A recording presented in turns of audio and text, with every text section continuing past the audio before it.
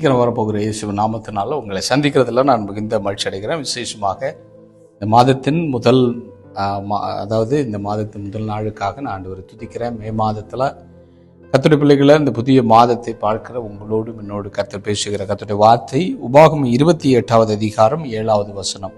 உனக்கு விரோதமாய் எழும்பும் உன் சத்துருக்களை கர்த்தர் உனக்கு முன்பாக முறியடிக்கப்படும்படி ஒப்பு கொடுப்பார். ஒரு வழியாய் உனக்கு எதிராக புறப்பட்டு வருவார்கள், 7 வழியாய் உனக்கு முன்பாக ஓடி போவார்கள் என்று சொல்லப்பட்டதான கர்த்தருடைய வார்த்தை.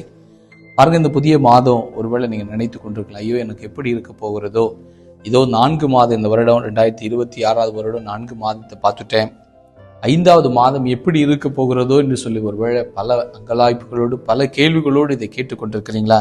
கர்த்தர் சொல்லுகிறார், உனக்கு விரோதமாய் எழும்பும் உன் சத்துருக்களை கர்த்தர் உனக்கு முன்பாக முறியடிக்கப்படும்படி ஒப்பு கொடுக்கப்படுகிற ஒரு மாதம்தான் என்று சொல்லி கர்த்தர் தீர்க்க தரிசனமாய் கர்த்தர் பேசுகிறார். பாருங்க, உனக்கு விரோதமாய் எழும்புகிற அப்படின்னு சொல்லப்பட்டிருக்கு. அப்படின்னா இந்த உலகத்துல பாருங்க, பிசாசான ஒன்று இருக்கிறான், சத்துரு இருக்கிறான்.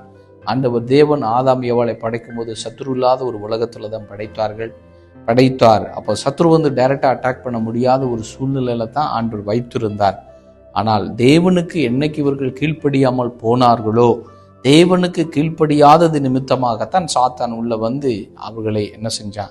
சாத்தான் இந்த உலகத்தின் அதிபதியாய் மாறி உலகத்தை அவனுடைய கண்ட்ரோல் பக்கம் திருப்பி உலகத்தை இன்னைக்கு ஆண்டு கொண்டிருக்கிறான். ஆனாலும் கர்த்தருடைய பிரதான கிருபையினால் 4000 வருடங்கள் முடிந்து இந்த தேவன் ஆதாம் ஏவாளை உருவாக்கி 4000 வருடங்கள் முடியும் போது ஆண்டவராக இயேசு கிறிஸ்து இந்த பூமியில இயேசுவாக மனுஷகுமாரனாக இந்த பூமியில சத்துருவின் சகல வல்லமைகளையும் சத்துருவின் சகல தந்திரங்களையும் ஆண்டவர் என்ன செய்தார்? கல்வாரி சிலுவையில ஜெயம் எடுத்தார் என்று வேதம் சொல்கிறது. அப்படி என்று சொன்னால் நமக்கு இன்றைக்கு சத்ரு மேல ஜெயத்தை எடுப்பதற்கு ஆண்டவர் கிருபை செய்திருக்கிறார்.